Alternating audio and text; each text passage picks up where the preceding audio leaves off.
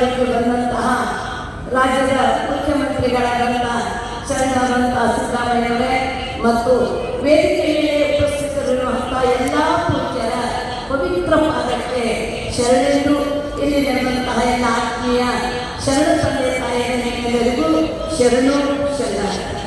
ಇದು ನನಗೆ ಬಹಳ ಸಂತೋಷ, ಆನಂದ ಅನಿಸ್ತಾ ಇದೆ.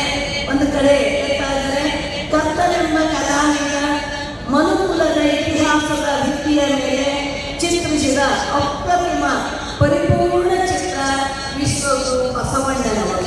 ಈ ಜಗತ್ತಿಗೆ ಒಂದು ವೈಶಿಷ್ಟ್ಯಪೂರ್ಣವಾದಂಥದ್ದು ಅಂದಾಗ ವಿಶ್ವಗುರು ಬಸವಣ್ಣನವರ ಜೀವನವನ್ನು ನೋಡಿದಾಗ ಮಡಿವಾಳ ಮಾಚಿಗೆ ಹೇಳ್ತಾರೆ, ಎತ್ತೆತ್ತ ನೋಡಿದರೆ ತತ್ತ ಬಸವನೆಂಬ ಬಳ್ಳಿ, ಎತ್ತಿ ನೋಡಿದರೆ ಲಿಂಗವೆಂಬ ಗೊಂಚಲು, ಒತ್ತಿ ಹಿಂಡಿದರೆ ಭಕ್ತಿ ಎಂಬ ರಸವಯ್ಯ ಅಂತ ವಚನ ಭಾಗ ಹೊಟ್ಟಿದೆ. ನಾನು ತಗೊಳ್ಳಲ್ಲ, ಕೊಟ್ಟಿದ್ದೆ 10 ನಿಮಿಷ. ನಾನು 10 ನಿಮಿಷದಲ್ಲಿ ವಿಚಾರವನ್ನು ಪ್ರಸ್ತಾಪ ಮಾಡಬೇಕು. ಎತ್ತೆತ್ತ ನೋಡಿದರೆ ತತ್ತ ಬಸವನೆಂಬ ಬಳ್ಳಿಯಯ್ಯ. ನಾನು ಈ ವಚನವನ್ನು ಓದ್ತಿದ್ದೆ, ಪ್ರವಚನದಲ್ಲಿ ಹೇಳ್ತಿದ್ದೆ. ಆದರೆ ಈಗ 1 ತಿಂಗಳು ಏನು ನಾವು ಬಸವ ಸಂಸ್ಕೃತಿ ಅಭಿಯಾನವನ್ನು ನಾವು ಮಾಡಿ ನಾಡಿನಾದ್ಯಂತ ಸಂಚಾರ ಮಾಡಿದಾಗ ನಮಗೆ ಗೊತ್ತಾಯಿತು, ಎತ್ತೆತ್ತ ನೋಡಿದರೆ ತತ್ತ ಬಸವನೆಂಬ ಬಳ್ಳಿಯಯ್ಯ. ಏನು ಸಹ ಏನು ನಮ್ಮ ಶರಣರಿಗೆ ಬಹಳ ಖುಷಿ. ಎತ್ತಿ ನೋಡಿದರೆ ಲಿಂಗವೆಂಬ ಗೊಂಚಲು. ಇದನ್ನು ನೋಡಿದಾಗ ನನಗೀಗ ಈ ನಮ್ಮ ರಾಜಧಾನಿಯಾದಂಥ ಬೆಂಗಳೂರು ನಗರದಲ್ಲಿ ಎಲ್ಲ ದೊಡ್ಡ ದೊಡ್ಡ ಏನೆಂದರೆ ಛತ್ರಗಳು, ಬೇರೆ ಬೇರೆ ಮಠಗಳನ್ನೆಲ್ಲ ನಾವು ವ್ಯವಸ್ಥೆಯನ್ನು ಮಾಡಿದ್ದೀವಿ. ಮಾಡಿದಂತಹ ಸಂದರ್ಭದಲ್ಲಿ ಎಲ್ಲಿ ನೋಡಿದಲ್ಲಿ ಬಸವನ ಪೂಜೆ, ಲಿಂಗ ಪೂಜೆಯನ್ನು ಮಾಡುವುದನ್ನು ನೋಡಿದಾಗ ಅಂದರೆ ಲಿಂಗವೆಂಬ ಗೊಂಚಲು ಎಲ್ಲರ ಲಿಂಗ ಪೂಜೆಯನ್ನು ಮಾಡಿದರು. ಒತ್ತಿ ಹಿಂಡಿದರೆ ಭಕ್ತಿ ಎಂಬ ರಸವಯ್ಯ. ಈ ಭಕ್ತಿ ಎನ್ನುವ ರಸ ಹೇಗಿರುತ್ತೆ ಅಂದರೆ ಈ ಅಭಿಯಾನಕ್ಕೆ ನೀವೆಲ್ಲ ಬಂದೇ ಸಾಕ್ಷಿಯಾಗಿದೆ. ಇದನ್ನು ನೋಡಿದಾಗ ನಮಗೆ ಬಹಳ ಖುಷಿ. ಅದೇ ರೀತಿ ಹೇಳ್ತಾ ಇದ್ದಾರೆ, ಬ ಎಂಬಲ್ಲಿ ಎನ್ನ ಬಹು ಹರಿತಯ್ಯ, ಸ ಎಂಬಲ್ಲಿ ಸರ್ವಜ್ಞಾನಿಯಾಗಲಯ್ಯ, ಓ ಎಂದು ವಚಿಸುವರ ಬದುಕು ಚೇತನಾತ್ಮಕನಾಗಲಯ್ಯ. ಇಂದಿ ಬಸವಾಕ್ಷರೇತ್ರವೆನ್ನ ಸರ್ವಾಂಗದಲ್ಲಿ ತೊಳೆಗಿ ಬೆಳೆದಿದ ಭೇದವಲ್ಲದು ಆನು ನೀನು ಬಸವ ಎನ್ನುತ್ತಿದ್ದವಯ್ಯ ಸಿದ್ದರಾಮಯ್ಯ ಗುರುಗುಹೇಶ್ವರ ಅಂತ ತಿಳ್ಕೊಂಡು ಹೇಳ್ತಾ ಇದ್ದಾರೆ. ಅಂದಾಗ ಎಂಥ ಒಂದು ಸಂತೋಷ. ಇದನ್ನು ನಾನು ಮೇಲಿಂದೆಲ್ಲ ವರ್ಣನೆ ಮಾಡಿ ಹೇಳಲಿಕ್ಕಾಗೋದಿಲ್ಲ. ಆದರೆ ಈಗ ನಾನು ಹೇಳಬೇಕಾದದ್ದು ಏನಂದರೆ, ನಾನು ನೀನು ಬಸವ ಎನ್ನುತ್ತಿದ್ದವಯ್ಯ ಅಂತ ಹೇಳ್ತಾರೆ ಅಲ್ಲವ ಪ್ರಭುದೇವರು. ಶೂನ್ಯ ಪೀಠದ ಮೊಟ್ಟ ಮೊದಲನೆಯ ಜಗದ್ಗುರು ಅಲ್ಲವ ಪ್ರಭುದೇವರು ಹೇಳೋದು ನಾನು ಹೇಳ್ತೀನಿ. ಅದು ನನ್ನ ಕರ್ತವ್ಯ. ಯಾಕೆ ಅಂದರೆ ನಟುವರ ಜಾತಿ ಅತ್ಯಂತ ಕೀಳು ಕುಲವನ್ನು ಹುಟ್ಟಿದಂತಹ ನಟುವರ ಜಾತಿ ಆಗಿರುವಂತಹ ನನ್ನನ್ನು ತೆಗೆದುಕೊಂಡು ಒಂದು ಭಕ್ತಿ ಜ್ಞಾನ ವೈರಾಗ್ಯವನ್ನು ಗುರುತಿಸಿ ಗುರು ಬಸವಣ್ಣನವರು ನನಗೆ ಮೊಟ್ಟ ಮೊದಲನೆಯ ಶೂನ್ಯ ಪೀಠದ ಜಗದ್ಗುರುವನ್ನಾಗಿ ಮಾಡಿದ್ದಕ್ಕಾಗಿ ನಾನು ಬಸವ ಅಂತ ಕೃತಜ್ಞತೆಯನ್ನು ಹೇಳ್ತಾ ಇದ್ದೀನಿ. ನಾನು ಹೇಳ್ತೀನಿ, ಆದರೆ ನೀನು ಹೇಳಬೇಕು. ಯಾಕೆ ಹೇಳಬೇಕು? ದೇವರು ಯಾಕೆ ಹೇಳಬೇಕು ಅಂದರೆ, ನಿರಾಕಾರ ನಿರ್ಗುಣ ನಿರಂಜನ ಪರಮಾತ್ಮನನ್ನ ಇಡೀ ಜಗತ್ತಿನಲ್ಲಿಯೇ, ಕರ್ನಾಟಕ ಅಲ್ಲ, ಭಾರತವಲ್ಲ, ಇಡೀ ಜಗತ್ತಿನಲ್ಲಿಯೇ ನಿರಾಕಾರ ನಿರ್ಗುಣ ಪರಮಾತ್ಮನನ್ನ ಧ್ಯಾನ ಮಾಡೋರಿದ್ದಾರೆ, ಪ್ರಾರ್ಥನೆ ಮಾಡೋರಿದ್ದಾರೆ. ಆದರೆ ಕೈಯಾರ ಪೂಜೆ ಮಾಡಕ್ಕೆ ಕಲಿಸ್ಕೊಟ್ಟಿದ್ದು ಗುರು ಬಸವಣ್ಣನವರು. ಅದಕ್ಕಾಗಿ ದೇವರೇ ನಿನ್ನ ರೂಪವನ್ನು ಜಗತ್ತಿಗೆ ತಿಳಿಸಿಕೊಟ್ಟು ಬಸವಣ್ಣನವರು, ನಿನ್ನ ಸ್ವರೂಪವನ್ನು ಹೇಗೆ ಅಂತ ತಿಳಿಸ್ಕೊಟ್ಟು, ನಿನ್ನನ್ನು ಹೇಗೆ ಪೂಜೆ ಮಾಡಬೇಕು ಅಂತ ತಿಳಿಸ್ಕೊಟ್ಟು, ಅದಕ್ಕಾಗಿ ನೀನು ಕೂಡ ಬಸವ ಅನ್ನೋಪ್ಪ ಅಂತ ತಿಳ್ಕೊಂಡಿರಿ. ದೇವರಿಗೂ ಕೂಡ ಹೇಳ್ತಾ ಇದ್ದಾರೆ. ಹಾಗೆ ಜಗತ್ತಿನಲ್ಲೇ ಅದ್ವಿತೀಯವಾದಂಥದ್ದು ಅನುಭವ ಮಂಟಪ. ಇಡೀ ಜಗತ್ತಿನಲ್ಲೇ ಅದ್ಭುತವಾದಂಥದ್ದು ಅನುಭವ ಮಂಟಪ ಅಂದ್ರೆ ಏನು? ಈಗಿನ ವಿಶ್ವವಿದ್ಯಾಲಯ ಇದ್ದ ಹಾಗೆ ಅನುಭವ ಮಂಟಪ ಅಂದರೆ ಈಗಿನ ವಿಶ್ವವಿದ್ಯಾಲಯ ಇದ್ದ ಹಾಗೆ. ಈ ವಿಶ್ವವಿದ್ಯಾಲಯದಲ್ಲಿ ತಲೆಯನ್ನ ದೊಡ್ಡದನ್ನಾಗಿ ಮಾಡಿ ಹೃದಯವನ್ನ ಕಿರಿದಾಗಿ ಮಾಡಿಸುವಂತ ಸುಸ್ತ ಶಿಕ್ಷಣವನ್ನು ವಿಶ್ವವಿದ್ಯಾಲಯದಲ್ಲಿ ಕೊಡ್ತಾ ಇದ್ದಾರೆ. ಆದರೆ 12ನೇ ಶತಮಾನದಲ್ಲಿ ಗುರು ಬಸವಣ್ಣನವರು ವಿಶ್ವವಿದ್ಯಾಲಯ ಅನುಭವ ಮಂಟಪ ಎನ್ನುವಂತಹ ಈ ವಿಶ್ವವಿದ್ಯಾಲಯದಲ್ಲಿ ಬುದ್ಧಿಯನ್ನು ತೆರೆಸಿ ಭಾವವನ್ನು ಅರಳಿಸುವಂತಹ ಸುಜ್ಞಾನದ ಶಿಕ್ಷಣವನ್ನು ಕೊಟ್ಟು ಅವರಿಗೆ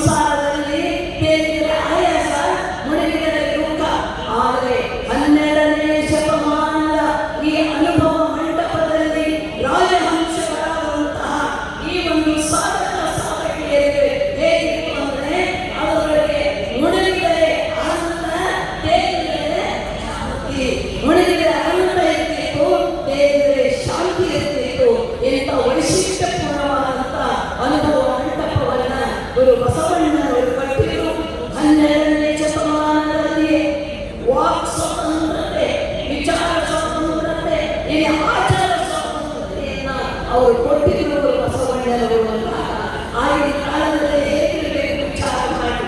ಆದರೆ ಇವರು ಬಸವಣ್ಣನವರು ನಮಗಾಗಿ ಬಾಳಿ, ನಮಗಾಗಿ ಬದುಕಿ, ನಮಗಾಗಿ ಕಣ್ಣುಗಳ ಕೋಲಿನಂತೆ ಜೀವನವನ್ನು ಸವಿಸಿ ಕೊನೆಗೆ ನಮಗಾಗಿ ತಮ್ಮ ಉನ್ನತವಾದ ಪದವಿಯಾದಂತಹ ಪ್ರಧಾನ ಪಟ್ಟಕ್ಕೆ ರಾಜೀನಾಮೆ ಕೊಟ್ಟಂತಹ ಮಹಾತ್ಯಾಗಿ ಇವರು ಬಸವಣ್ಣನವರು ಅಂದಾಗ ಅವರನ್ನು ಮೆಚ್ಚಿಕೊಂಡಾರು ಕಡಿಮೆ.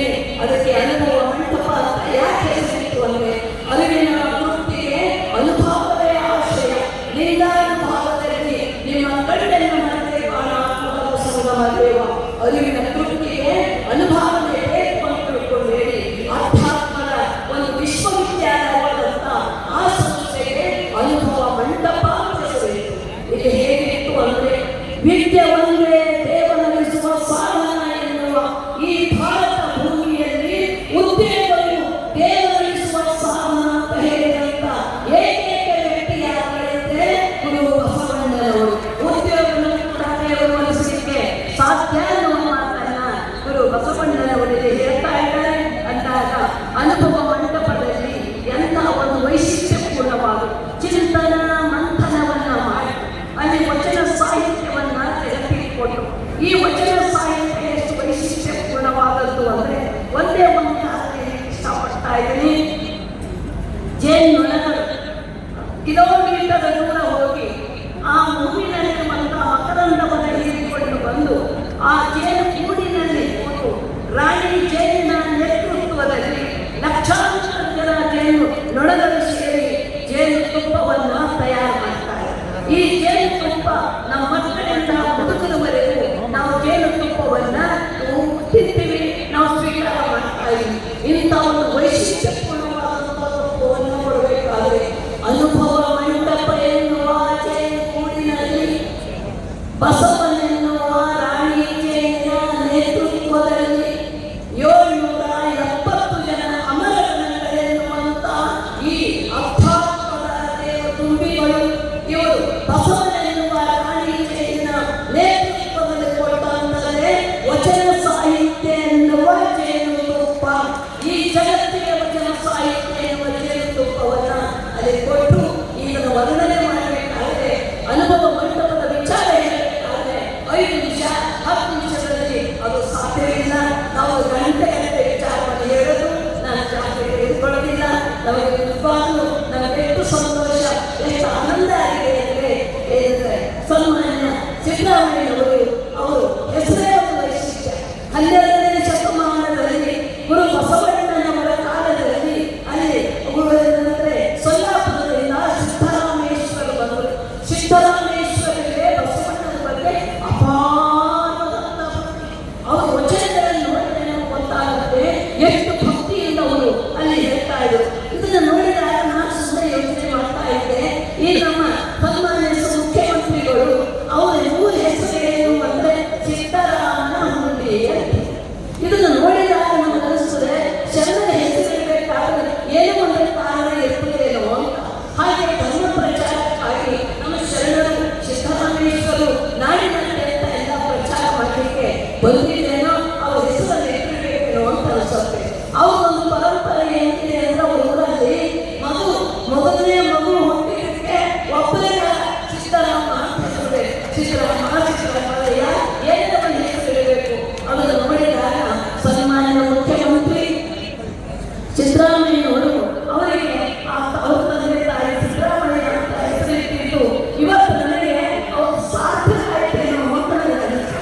ಯಾಕೆಂದ್ರೆ ವಿಶ್ವಗುರು ಬಸವಣ್ಣನವರಿಗೆ ಸಾಂಸ್ಕೃತಿಕ ನಾಯಕ ಅಂತ ತಿಳ್ಕೊಂಡು ಒಂದು ಘೋಷಣೆಯನ್ನು ಮಾಡಿದ್ದು ಇದು ಸಾಮಾನ್ಯ ಮಾತಲ್ಲ ಎಂದಾಗ ಎಷ್ಟು ಧೈರ್ಯ, ಎಷ್ಟು ಆತ್ಮಬಲ, ಎಷ್ಟು ವಿಶ್ವಾಸ ಅವರಿಗಿರುವಂತಹ ಭಕ್ತಿಯನ್ನು ನೋಡಿದಾಗ ನಮಗೆ ಬಹಳ ಸಂತೋಷ ಅನಿಸ್ತಾ ಇದೆ. ಇದಕ್ಕೆ ವಿಚಾರದವರು ನಮ್ಮ ಏನಂತಂದ್ರೆ ಚಾಮರಾಜ ಅವರಿಗೆ ವಿಚಾರವನ್ನು ಪ್ರಸ್ತಾಪ ಮಾಡಿದರು. ನಾನು ಹೇಳಲಿಕ್ಕೆ ಹೋಗುವುದಿಲ್ಲ. ಆದರೆ ಇನ್ನೊಂದು ಕಲ್ಯಾಣ ಪಟ್ಟಣದಲ್ಲಿ ಗುರು ಬಸವಣ್ಣನವರು 12ನೇ ಶತಮಾನದಲ್ಲಿ ಅವರ ಅನುಭವ ಮಂಟಪವನ್ನು ಕಟ್ಟಿದರು. ಅನುಭವ ಮಂಟಪ ಮತ್ತೆ ನಾಶವಾಯಿತು, ನಮ್ಮ ಶರಣರೆಲ್ಲ ಚದುರು ಹೋಗಿದ್ರು. ಆದರೆ 21ನೇ ಶತಮಾನದಲ್ಲಿ ಮತ್ತೆ ಬಂದು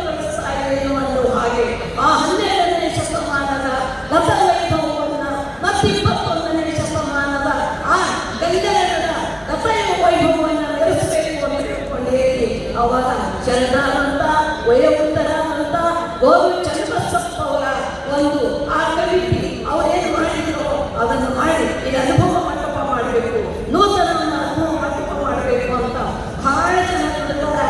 ಈ ಹೆಸರೇ ಆಗೋದಿಲ್ಲ. ಆದರೆ ಸಿದ್ದರಾಮಯ್ಯ ಸರ್ಕಾರ ಬಂದ ನಂತರ 600 ಕೋಟಿ ರೂಪಾಯಿಯನ್ನ ಅನುಭವ ಮಂಟಪಕ್ಕೆ ಕೊಟ್ಟಿದ್ದಾರೆ ಅಂದಾಗ ಇವತ್ತು ವಿಶ್ವವಿಖ್ಯಾತ ಆಗೋದ್ರಲ್ಲಿ ಸಂಶಯ ಇಲ್ಲ. ಏನು ಅನುಭವ ಮಂಟಪ ನೋಡಿ ಬಹಳ ಸಂತೋಷ, ಆನಂದ ಅನಿಸ್ತಾ ಇದೆ. ನಾನು ಜಾಸ್ತಿ ಹೇಳಿಕೆ ನಾನು ಇಷ್ಟಪಡೋದಿಲ್ಲ. ಇಷ್ಟೆಲ್ಲ ಸಂಭ್ರಮ, ಇಷ್ಟೆಲ್ಲ ಸಂದರ್ಭ ನೋಡಿದಾಗ ನನಗೆ ಒಂದು ಮಾತು ನೆನಪಾಗ್ತಾ ಇದೆ. ಏನು ಅಂದರೆ ಇಷ್ಟೆಲ್ಲ ಸಂಭ್ರಮ ಒಂದು ತಿಂಗಳು ನಾವು ಜೊತೆ ಓಡಾಡಿ ಎಲ್ಲರೂ ಅಭಿಯಾನದಲ್ಲಿ ಭಾಗಿಯಾಗಿವಿ, ಎಲ್ಲ ಜವಾಬ್ದಾರಿಗಳನ್ನು ಸಾಲಕ್ಕೆ ಒಪ್ಪಿಸಿ ನಾವೆಲ್ಲ ಭಾಗಿಯಾಗಿದ್ವಿ. ಅದನ್ನು ಮತ್ತು ಇವತ್ತಿನ ಸಭೆಯನ್ನು ನೋಡಿದರೆ ನನಗೆ ಎಷ್ಟು ಖುಷಿ ಆಗ್ತಾ ಇದೆ ಅಂದರೆ ಉತ್ತರ ಕರ್ನಾಟಕದ ಮಾತು ಹೇಳ್ತಾರೆ. ಎಷ್ಟು ಖುಷಿಯಾಗಿದೆ ಅಂದರೆ ಹಂಡೆ ಹಾಕಿದ್ದು ಖುಷಿಯಾಗಿದೆ, ಹಂಡೆ ಹಾಕಿ ಗೊತ್ತಿಲ್ಲ ಅಷ್ಟು ಖುಷಿಯಾಗಿದೆ ಅಂತ ತಿಳ್ಕೊಂಡು ಹೇಳ್ತಾ ಇದ್ದಾರೆ. ಆದರೆ ಪರಮ ಪೂಜ್ಯ ಲಿಂಗ ಮಹಾಜಗದ್ಗುರು ಲಿಂಗಾನಂದ ಮಹಾಸ್ವಾಮೀಜಿಯವರು, ಪರಮ ಪೂಜ್ಯ ಮಹಾಜಗದ್ಗುರು ಮಾತೆ ಮಹಾದೇವಿಯವರ ತಾಯಿಯವರ ಒಂದು ಸಂಕಲ್ಪವನ್ನ ಇವತ್ತು ಈಡೇರುತ್ತಾ ಇದೆ ಅಂತ ನನಗೆ ಅನಿಸ್ತಾ ಇದೆ. ನಾನು ಒಬ್ಬರಿಂದ ಹೋದರೆ ಲಕ್ಷಾಂತರ ಲಿಂಗಾನಂದ ಹುಡುಕಿ ಬರ್ತಾ ಇದ್ದಾರೆ. ನಾನು ಒಬ್ಬರು ಹೋದರೆ ನಾನೊಬ್ಬರು ಹೋದರೆ ಇದು ಹಾಗೆ ಇಟ್ಟೋದಿಲ್ಲ, ಸತಿಯಿಂದ ಆಗೋದಿಲ್ಲ. ಮುಂದೆ ಲಕ್ಷಾಂತರ ಜನ ಏನಂದ್ರೆ ಅನುಯಾಯಿಗಳು ತಯಾರಾಗ್ತಾರೆ, ಅಭಿಮಾನಿಗಳು ತಯಾರಾಗ್ತಾರೆ ಎನ್ನುವ ಮಾತನ್ನ ಪರಮ ಪೂಜ್ಯ ಮಾತಾಜಿಯವರಿಗೆ ಹೇಳಿದ್ರು ಅಂದಾಗ ನನಗೆ ಅಷ್ಟು ಸಂತೋಷ, ಅಷ್ಟು ಸಂಭ್ರಮ ಅನಿಸ್ತಾ ಇದೆ. ನನಗೆ ಈ ಒಂದು ಸಭೆಯಲ್ಲಿ ಮಾತಾಡಲಿಕ್ಕೆ ಕೊಟ್ಟಂತ ಎಲ್ಲ ಕಾರ್ಯಕರ್ತರಿಗೂ ನನ್ನ ಶರಣ ಸಲ್ಲಿಸಿ ಶರಣ ಸಲ್ಲಿಸಿ ಮಾತನ್ನು